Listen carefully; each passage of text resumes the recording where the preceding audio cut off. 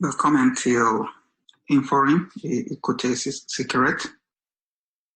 Jag heter Tosin Daniel Uyetoja. Jag har doktorgrad i informatik och också forskar på programvaresäkerhet. Denna modul har delt i 3 olika undervisningar. Och det första är om personlig säkerhet.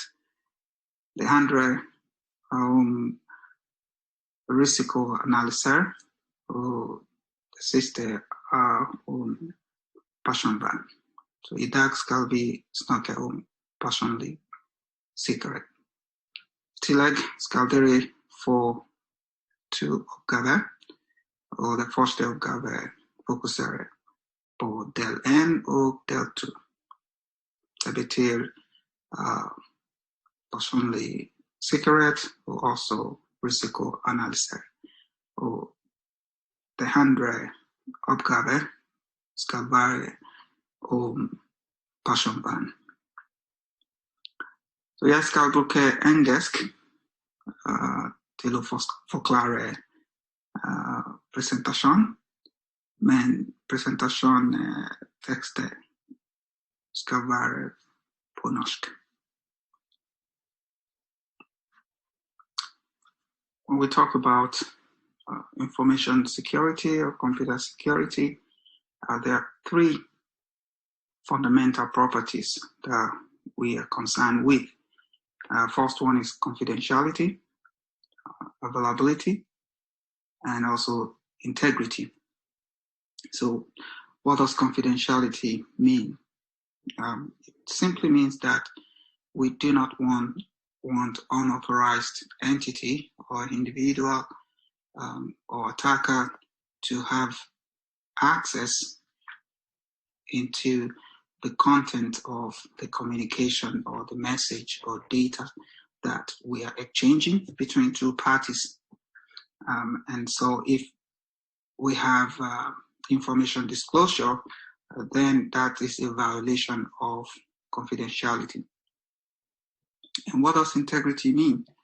It means that we do not want unauthorized modification of communication or data, essentially.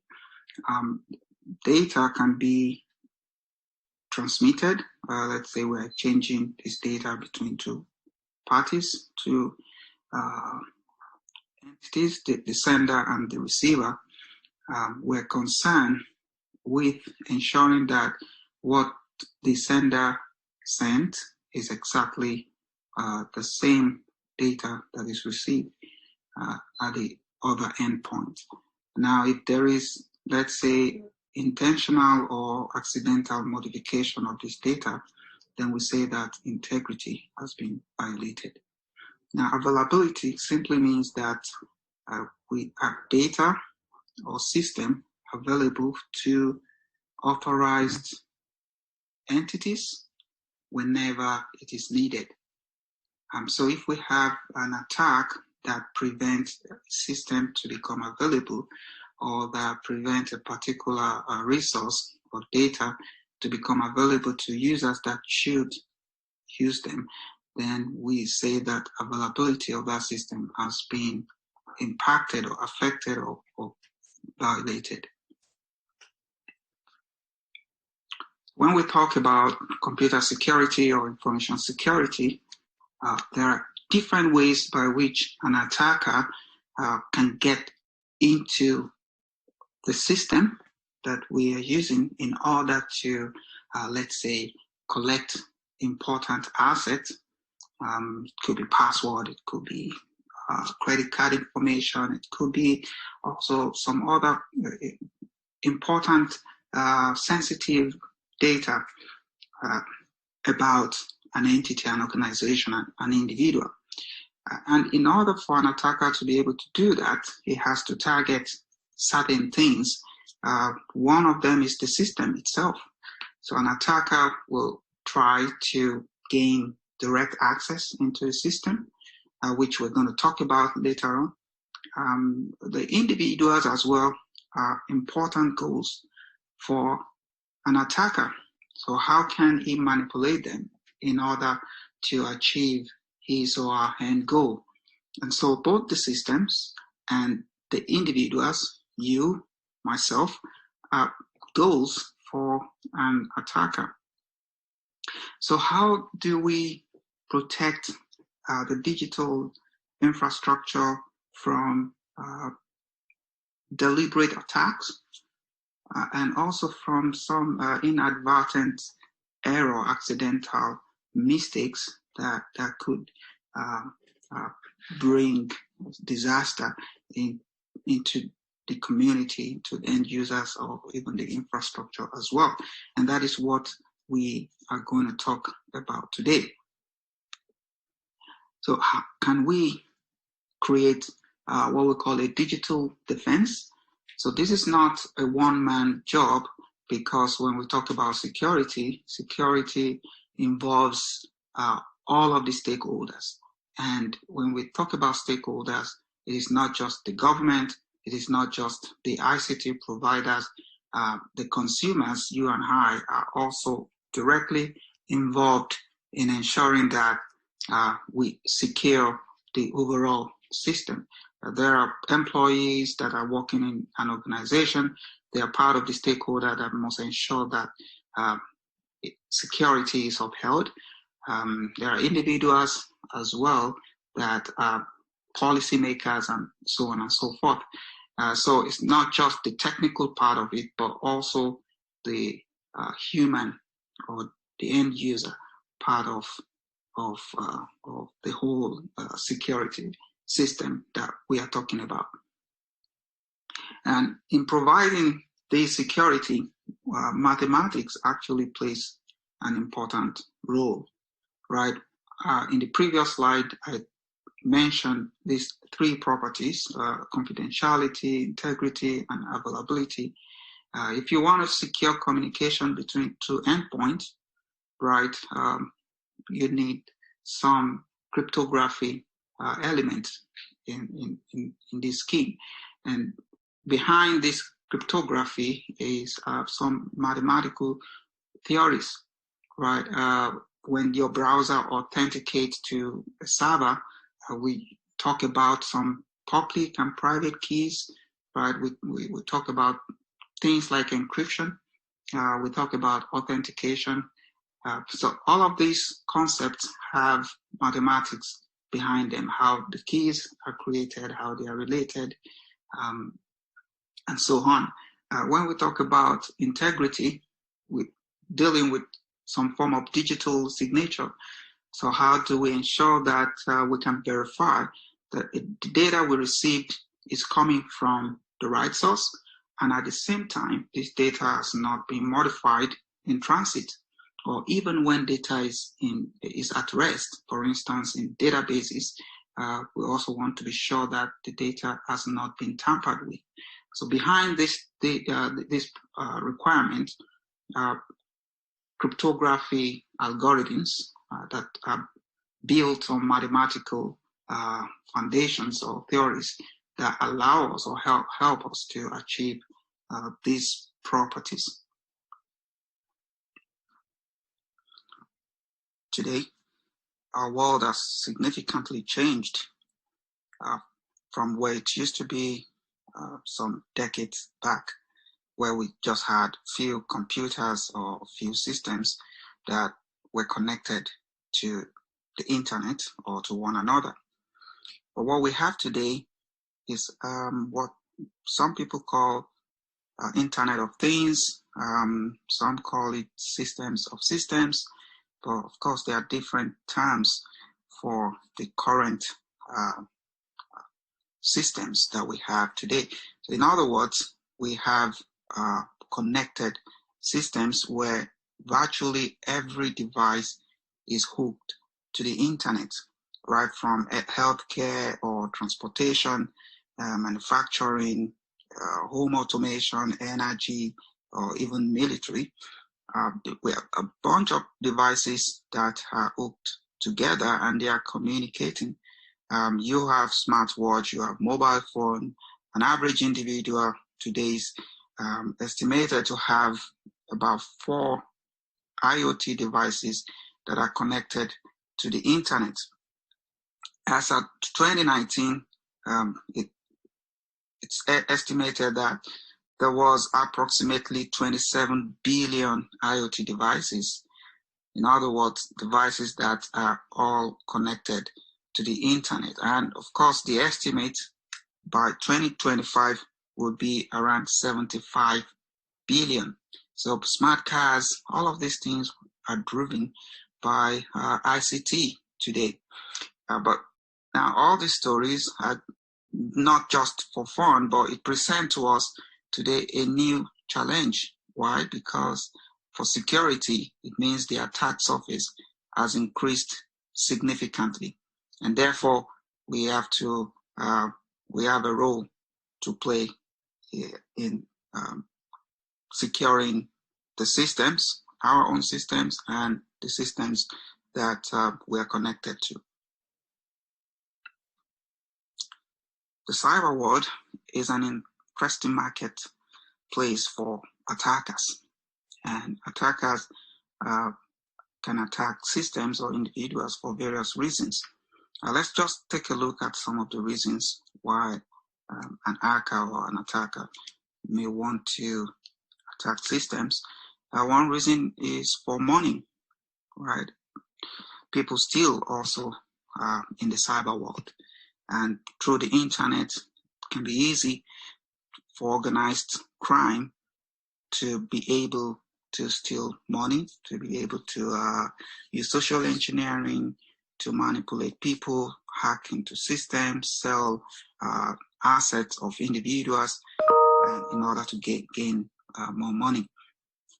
So money, they say, is the root of all evil. Espionage, that is another reason for engaging in this type of attack on cyber systems. We've seen countries sending spies, but in the cyber world, it will be all about using spyware, trying to gain access, unauthorized access into another nation's systems, military systems, or where the intellectual properties are stored, and so on and so forth, or even from organization to organization, trying to get more information about a competitor and all that. Obtaining secret information can be a motivation to wanting to hack another system. In warfare, it's very common that you want to be one step ahead of your enemy. And so there will be reasons to engage in attacking the systems that your enemy uses. So this is one reason. Politics, that is quite common today, that you see political organizations or people who are working for them underneath, they engage in hacking of the opponent infrastructure or individuals, political persons, in order to obtain information about them, in order to gather secret knowledge that can help them to be ahead. Bullying. People can hack, individuals can hack, organizations can hack another organization. Nations can hack or attack other countries' system in order to bully them in some ways, or to blackmail them, or individuals blackmailing individuals based on information that they've been able to gain access into, which of course they were not authorized to have. Status and skill is also a motivation. We've seen smart individuals, young folks who just learn about information security, and they have tools in their disposal, and they want to show that they could do this stuff. And so they hack government, they hack organizations, and so on and so forth. So status and also a skill, right? You want to gain status to become popular. That can be a motivation for hacking a system. So if hackers want to get access to our systems, to the infrastructure, Obviously, there must be weaknesses that they want to exploit in order to gain access. If there are no weaknesses or there are no weak points in the system, there would be no chance, no matter the motivation that any hacker has. So let's just take a look at some of the weaknesses that may exist in the system and that enable an attacker to gain access. The first one is easily tricked users that many times are naive and they behave insecurely in the cyber world, on the internet. And usually the end users, are most of the time even weaker than the technical controls that are put in place in the system. So an end user that is not knowledgeable about how they should behave on the internet is a weak point in the whole security system. Vulnerable applications. Oftentimes people just download applications, some of them even very old applications, and they put them on their systems. Some, of course, they have vulnerable applications that these applications have existing exploits that are available in the open web that hackers can easily gain access to and use that as a platform to get into the infrastructure of the organization. And so vulnerable applications or apps on mobile phones and so on are always weaknesses through which attack can happen. Weak password, this cannot be, we cannot overemphasize this. That even today, there are still many people that they construct very weak password. We do know password can be difficult to make up, especially when you are using a number of services, which is the situation today, that you're connected to different services, you're visiting different websites, and all of this require that you have an account and that you register username and password. And so you have a burden to remember a lot of passwords. And for some users or many users, the easy way out is to craft very easy password. But very easy password is as well very easy to crack by an attacker. There are many good ways, easy ways to crack password today. Disloyal employee, we call this kind of internal threat in the organization, right? And this kind of threat is very powerful because the set of individuals that they are not happy, or they have some ulterior motives, or they have maybe spies or things like that. Because they are within the system, they have more information. They have access into the internal infrastructure, and so they represent also a weak point, very strong, weak interface in the system. Unprotected communication. So when we send information from point A to point B, what happens over this communication? Is it protected or not? So these are some of the weaknesses that can allow hackers to gain access into a system or into the infrastructure of an organization or a nation. So how do we defend or protect ourselves? And let's talk about that. Obviously, we need a secure system. We need to secure the system more. End users need to learn how to construct strong password. We need users who can behave in a safe way in the cyber world. And therefore, of course, we need more knowledge. This is part of the reasons you are gaining this knowledge in this module. We need laws and regulations.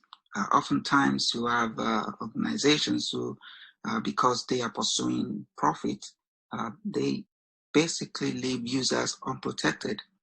And so laws and regulations act to enforce good practices, secure practices that can help all the organization to ensure that the systems and the services they provide are secured and that end users are also protected in the business.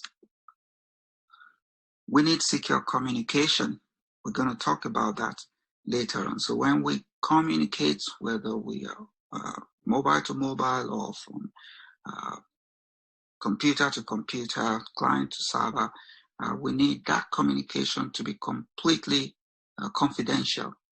And we will talk about that in the course of this lecture. Okay, now let's talk about secure systems. First, we kind of take a look at, enumerate what type of systems, ICT systems, we have today, right? So before I mentioned that we have Internet of Things, and an average user has, on the average, about 4 IoT devices that are connected, right? So we have computers or laptops, we have mobile phones, we have some other devices that are connected to the internet. Smartwatch is an example, a smart TV, smart cars, right? Our router in the house. And these are just a few examples of the kind of ICT systems that we have. What are the threats against these ICT systems that we have mentioned previously? Old software and apps, because these old software, old versions of the apps or the software that we use on our systems can put us into trouble. When a system lacks antivirus program, that's also a weakness, or that's a source of threat to this ICT system. A system that does not have password or using very simple password, this is a big threat as well. Without a password, then can be, of course, very easy to gain access to an application. And of course, if the password also is weak, it's just a matter of very short time to crack this password. Not taking backup or data that we use is another potential threat to the system that we're using, whether it is an organization or even an individual, right? Because we're talking about these 3 important properties of confidentiality, integrity, and availability. So if the application or the system that holds the data is not available, or the data is corrupted, what happens if there is no backup? And of course, also another question, how is this backup preserved or saved? Where is it? Where do we back up physically? Risky behavior online, on the net, and emails. So these are all threats when we behave in an unsafe way on the internet, or when we use emails. They all represent threats to the ICT system, because they, of course, represent interfaces through which attack can take place.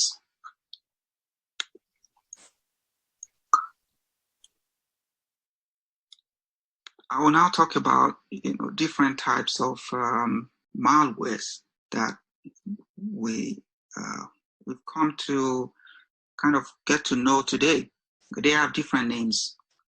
Malware basically is derived from malicious software, right? So virus and the different types are all family of malware. So virus, spyware, uh, hardware, ransomware, and so on and so forth. But let's just quickly take a look at them. So hardware, what are they? Unwanted advertising, right? So that comes up, something pops up on your machine, giving you some nice offer that may be very tempting for you to take, offering you some, links that you can click in order to claim something, right? So you don't want the advert, but you're getting this advert on your system.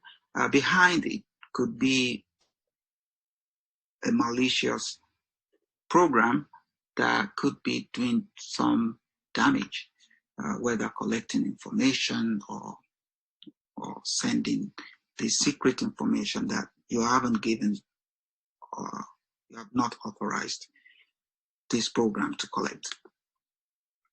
But they are automated malware, basically meant to steal resources from the machine and use these resources in some cases or in many cases for unwanted purposes. So if they are being used by hackers, of course, the whole essence of using bot would be for speed and to do tasks that human will not be able to do. So they can repeat this task as often as possible. For instance, crawling website, gathering the content of the site, duplicating an entire page automatically and extracting the content, maybe selling the information even to a competitor. All of these are possible, using automated programs. Ransomware, very popular today with where you see hackers gaining access to people's data, right? Asset pictures and their files on the system, and those files are locked, they are encrypted, and they ask you for ransom in order to be able to unlock the data and get access back to them. Rootkit is also a malware that has kind of elevated privilege. So it allows an unauthorized user to have privileged access to a computer, and that's very powerful because it has this administrative, so to say, elevated privilege that allows it to get access to restricted areas of the machine or the software and take control.